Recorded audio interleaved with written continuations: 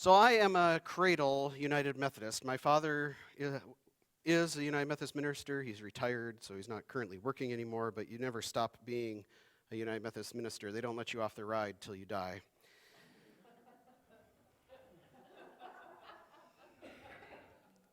Yet, even though I am a cradle United Methodist, and you would think that I clearly knew what I believed, I went through confirmation and claimed my faith. By the time I was in college, I began to wonder if I really believed what I believed because I believed it, or because I had been born into a United Methodist family. And so I went through a process of reading about our faith and other faiths. I checked out library books and read comparative religion books and found out about all the different world religions. And I ultimately made a decision that I didn't just believe what I believed because I had been born into it, but that I really, truly believed that Jesus Christ was the way, the truth, and the life, and that the Christian faith, and particularly the United Methodist understanding of the Christian faith, was the faith that I wanted to claim. I ended up saying, I believe. In Latin, that word is credo, I believe. And we get our word creed from that Latin word credo, I believe. And so as we begin this study of the Apostles' Creed, just know that that is the first word of the Apostles' Creed, credo, I believe. We're going to be starting a series that we're calling Faith 101 because it's a basic summary of our faith through the lens of the Apostles' Creed. We're going to look at the Creed, and as we look at it, we're going to take it as an opportunity to examine it as a statement of our faith and find the places where we say, yes, I wholeheartedly agree with that. Maybe there are places where you say, wow, I never realized that was in the Apostles' Creed, and I'm sort of struggling with that. It's okay to struggle as we come to our faith. That was the process I went through in my early 20s. I wanted to claim my faith, and so I wrestled with it a little bit. It's also important to know that no creed could ever be complete. Creeds are written by human beings, and the Apostles' Creed was a creed that was worked on by groups of Christians over time, but we still would never say that it's perfect in the way that we would claim that Scripture is perfect. And it's important to know that the Apostles' Creed isn't found anywhere in Scripture, unlike, for instance, the Lord's Prayer that we say every Sunday, which you can actually find in Scripture. Creeds aren't perfect, but they are good attempts to summarize our faith. And I say that no creed is perfect only to say this, which is that there are some churches that would say you have to believe X creed in order to be part of our church. But the United Methodist Church is what we would call a pan-creedal church. Pan means many. We have many creeds, including the Apostles' Creed, but also the Nicene Creed and other statements of faith that we say are good summations of the Christian faith. So I just want to say that, if you find yourself rubbing up against the Apostles' Creed, know that this is a creed that has existed since somewhere around the 3rd or 4th century, and so it is a very good statement of our faith, but it's all right if you say, this place here rubs a little bit for me, because you may find another creed that you say, that's really a good statement of faith as well. The other thing to know about creeds is that they were often written in order to sort of put an enemy at bay.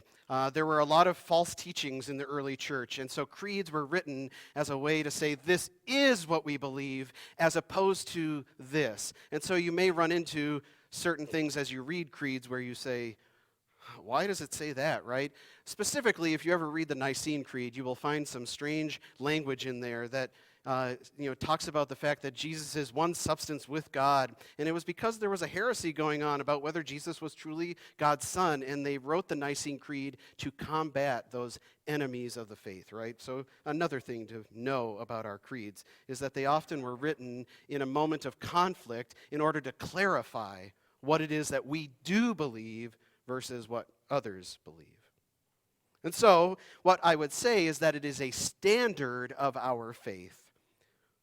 It's something that we can compare our own faith to and say, does it align up? This is a historical statement of faith. It is good and right.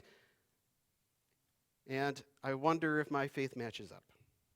One of the very first things that I will say about the Apostles' Creed is that it is Trinitarian in nature. And so you'll have noticed as we recited it this morning that we started with, I believe in God, and then Jesus, and then the Holy Spirit. Our faith, one of the standards of our faith is that it is a Trinitarian faith. This is a hard thing for some people to wrap their minds around, especially because we say we worship one God, and yet it is a triune God.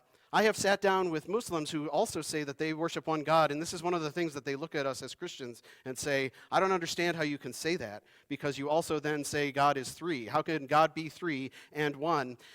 Our creed, our faith, claims this as one of those things that is true of our faith. And I tend to steer clear of Trinitarian talk because it is hard to explain. 1 and 3 and 3 and 1, and not to lapse into talking in wrong ways, because you'll hear people give all kinds of explanations about the Trinity, and often we very quickly lapse into wrong language when talking about it. It is one of the mysteries of our faith, and there's some things that are mysterious. And I mention this again as we talk about creeds because it is a statement of our faith, and faith is not something that is necessarily provable, right? It is at some point, a creed is a leap to say, this is what I believe, and other people may not believe it. And I may not be able to send you documenting evidence of what I believe, but it is still what I believe. It's also important to know that we need to state what we believe at times. It informs how we live our lives. If you go around never talking about what you believe, you might, tend to meld into behaviors you wouldn't expect. But when we make a statement about what we truly believe, it has the effect of changing how we live our lives. And it's also important to know that the Christian faith is a very personal religion.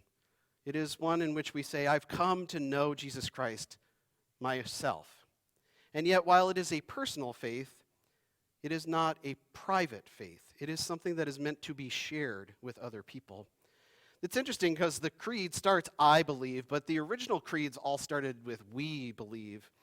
We have made Christianity a little more personal by changing that beginning word to I. But these are, even though we are going to say I believe each time we talk through the Apostles' Creed, it is still something that we all believe. And in fact, as each of us stands here in worship together and says, I, we become a we, right? Because all of us are saying I at the same time. So, today, we start with, I believe in God the Father Almighty, maker of heaven and earth. So, this series is called Faith 101, and we wanted to sort of evoke school again. So, the 101 is meant to sort of be like a college course, right? And there was nothing that could remind me more of college than an overhead projector. And it makes me really sad because the youngest people here today are going to be like, what is that contraption? It shines light up through something that we call a transparency. It hits a mirror here and shines it onto the wall. We just use projectors these days, but this is how the old people used to put things up on the wall. So the first thing to know about I believe in God is that it is I believe in God. This set the Christians and the Jews before them, honestly, apart from other people who believed in gods and who would worship a different god depending on what they needed. So if you were afraid of the storm that was coming, you would pray to the God who could control the storm. But we say something different. We say we worship one God. We believe in God. We believe in God. And that's an important distinction to be made because, as I say, this arose out of a time when people worshipped many gods. These days, monotheism is actually pretty well known. If you include Jews, Muslims, and Christians, we make up 80-some% of the worshipers in the world, probably. And so monotheism, believing in one God, all three of those religions say one God, right? That's a pretty large group of people, and so these days it doesn't make as much sense to us. However, if you were to go to India and meet a Hindu, you would find a person who still worships many gods, many different gods. And it's still possible in our world today. And so it's still a distinctive for us to say, I believe in God, a single one.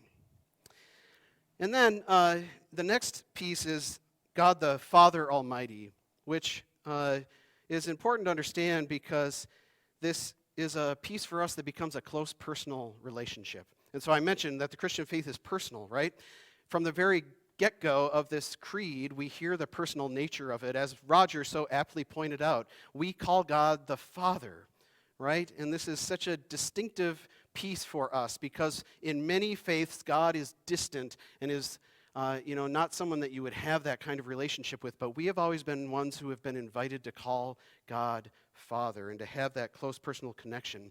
We hear it in the story that Zeke read today, Moses, because God calls Moses by name, and that's a really personal thing. And it's one of the things that we claim again about our faith, that God bothers to call us by name. We're not just one of God's creations, but God knows us personally. We often talk in terms of, knowing the number of hairs on our head, although for some of us that's fewer number and easier for God, right?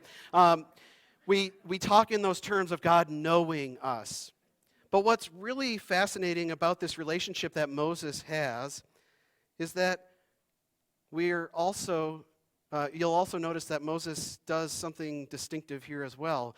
He's called by name. God says, Moses, and he stops, and he takes his sandals off, and he stands on holy ground. But he then, as he talks with God, and God says, I want you to go do this thing for me, he says, God, what do I call you? What's your name? And this is something unique to our faith as well. There are names for God, gods in other religions, and a name for God in other religions, but this is a particularly distinctive, again, story of someone saying, what can I personally call you? That's what Moses says. What's your name? And a name is different than sort of there are different kinds of names, right? There's the name we might have as sort of who we are. I'm God, right? Well, you are my God. Versus what is your name? Charlie, you have a question?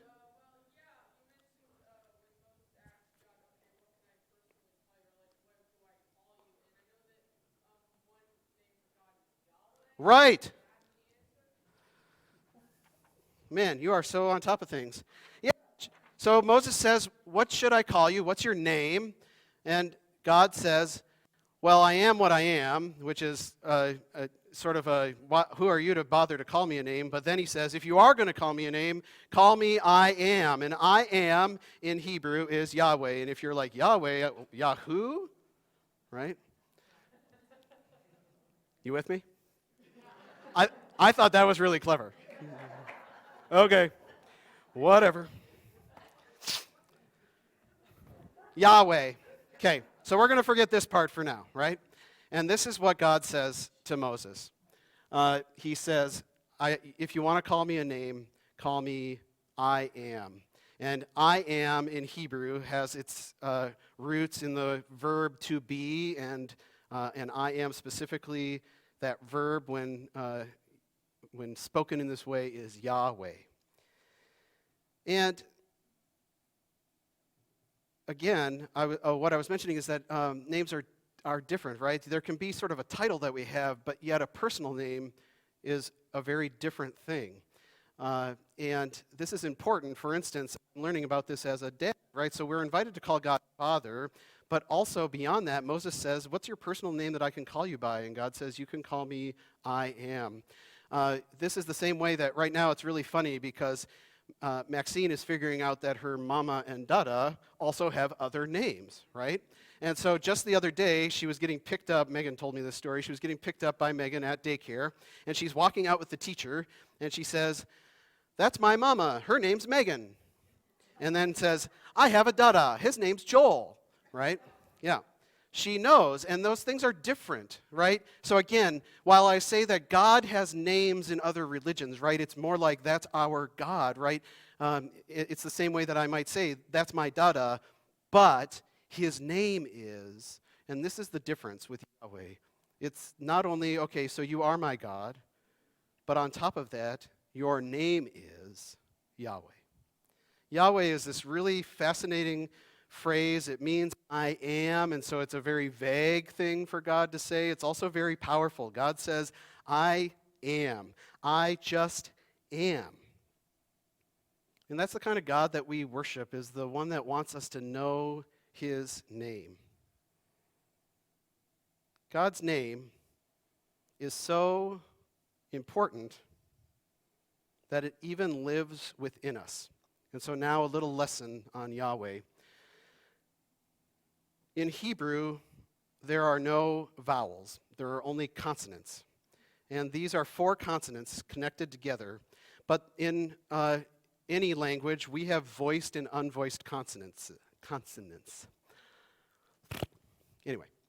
And these are all 4 are unvoiced. So what does unvoiced mean? So the difference is between making some sort of form in your mouth that stops the air versus just letting the air pass.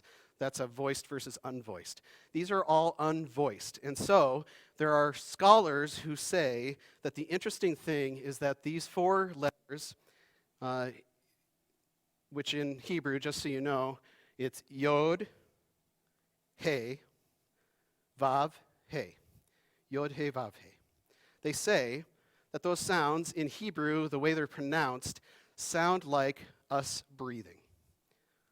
Yod, He, Vav, He. Yod, He, Vav, He. Yod, He, Vav, He. In and out, in and out. And so there are scholars and pastors in particular. There's one named Rob Bell who famously said that when we're born, the very first thing that we say is God's name, because the first thing we have to do is take a breath in and out. That's how we know that we're living. And this is just this beautiful thing about God's name, is that it's unvoiced and in some sense sounds like breathing.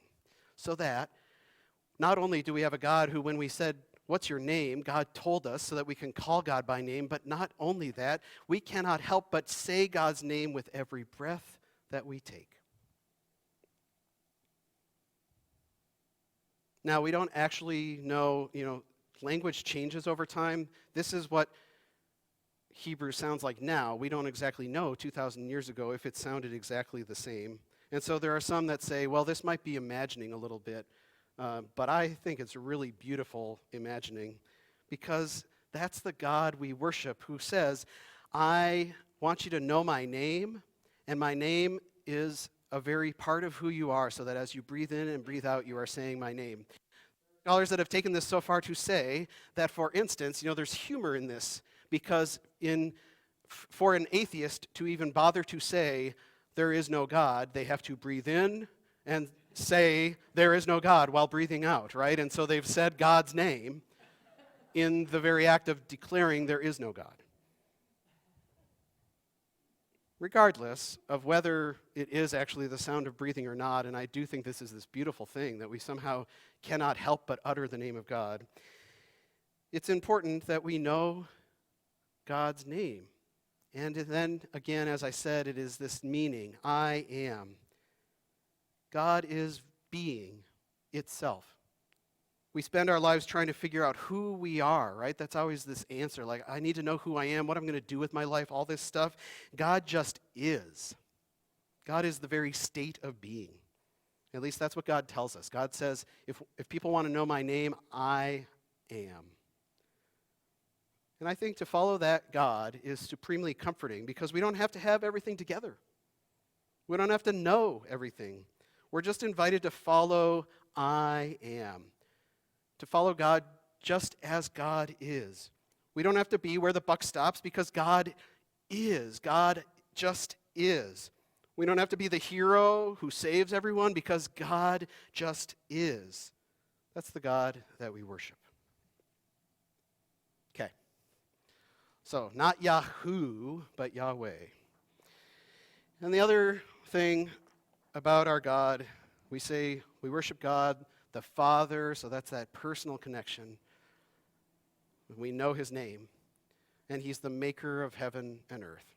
So, he's the one who makes everything. And I want you to hear, again, that it's not just earth that God makes, but that God makes heaven and earth.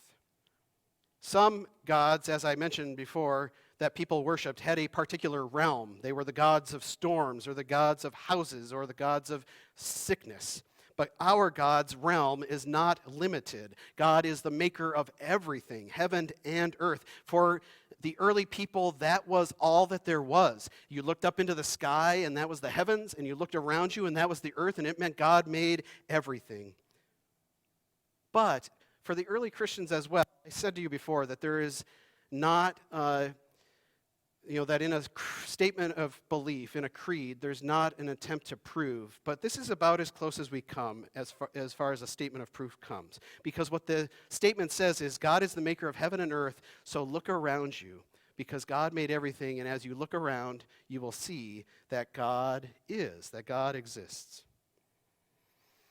And I feel exactly that way when I look around, and I have the ability to look around in ways that we never have before. Elizabeth, hopefully you know which direction I'm heading now. I have something to throw up, not on the projector, or not on the transparency, but up on the screens if you'll look there. This is a picture taken from the Hubble Telescope. And I don't think you can look at the heavens and not see that God is. And so it is, in its own way, to say God is the maker of heaven and earth.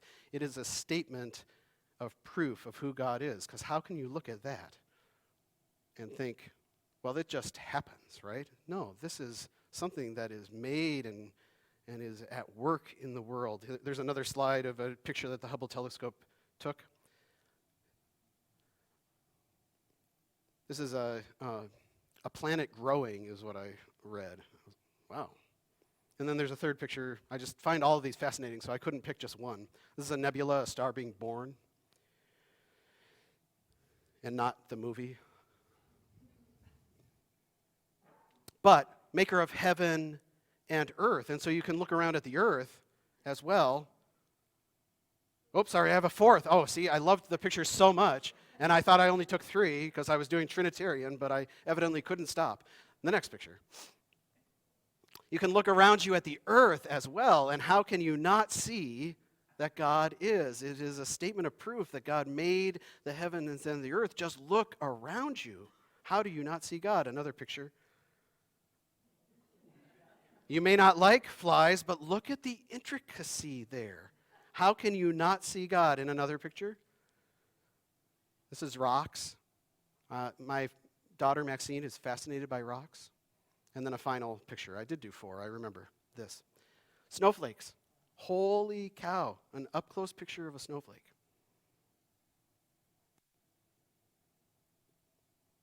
So, these are the things that we state in this first clause. We believe in one God who invites us to call him by name and who made everything.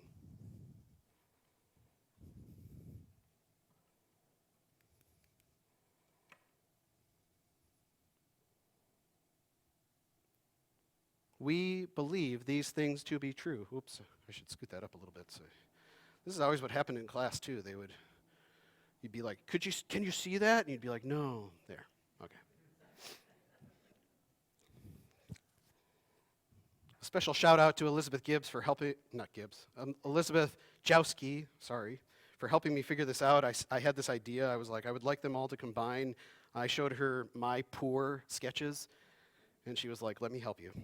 So, yeah.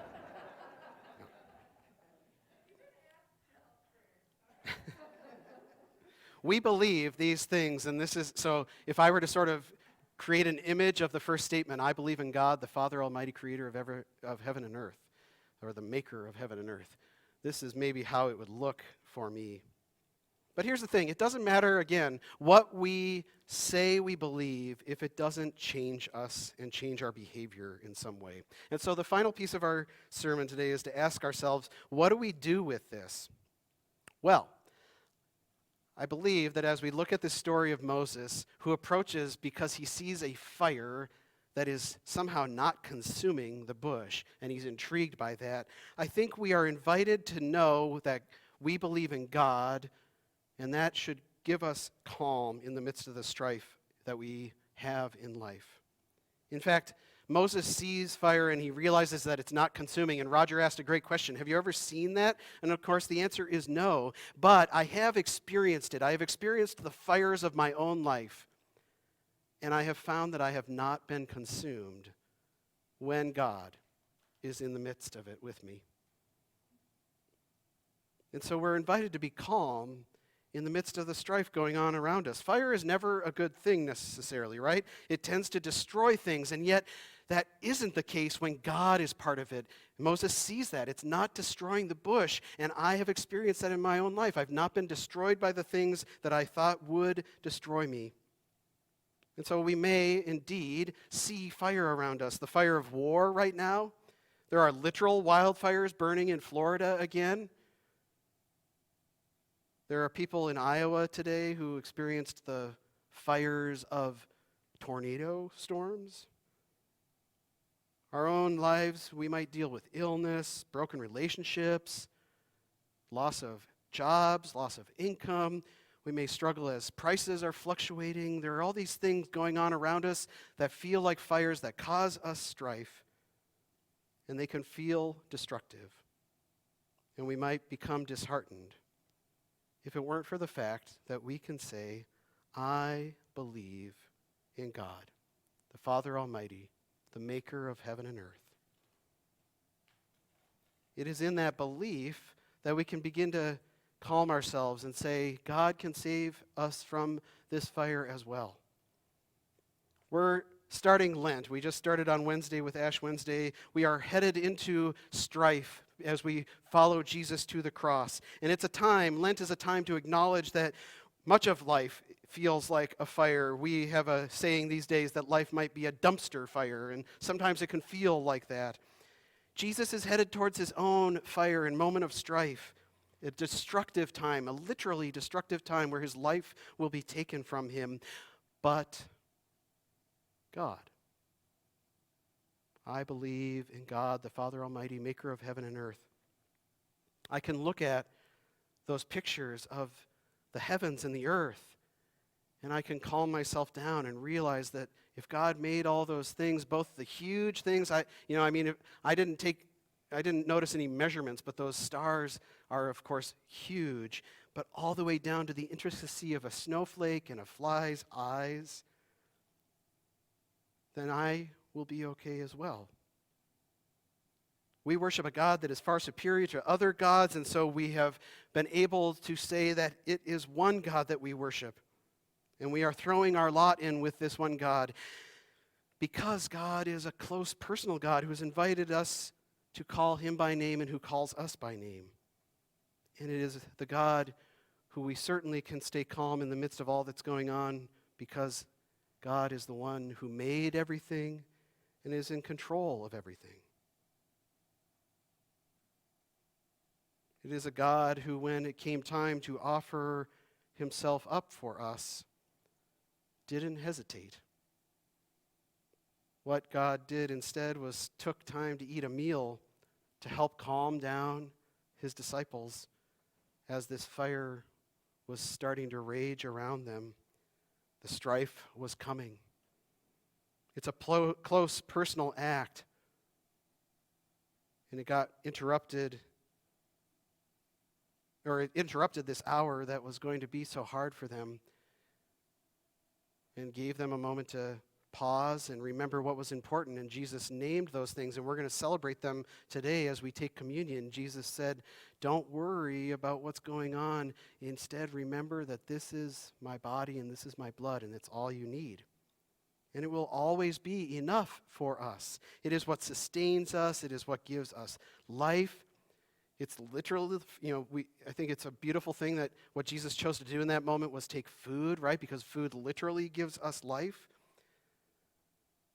And again, in that same way, God, when God gives God's name, it's the sound of breath.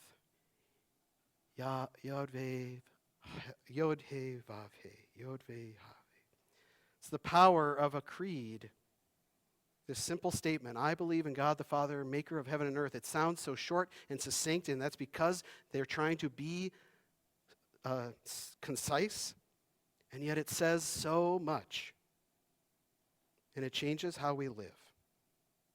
And then we're invited, as I said, not simply to personally understand the creed, but to know that our faith is personal, but never private, and is meant to be shared with others. So I want you to start by sharing it with each other here. After worship in the back, you'll see on the bulletin board the words, I believe, and we have Post-it notes and pens.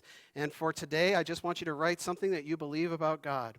And it might be simply what you found in the creed, because you don't have a lot of other ways to articulate it. I will say this, when I read the Apostles' Creed, the one thing that is missing for me, although it probably, if you wanted to extrapolate, you would say, well, it's explained later in what Jesus does for us. But what it doesn't say is what is so commonly said in the Bible, which is God is love.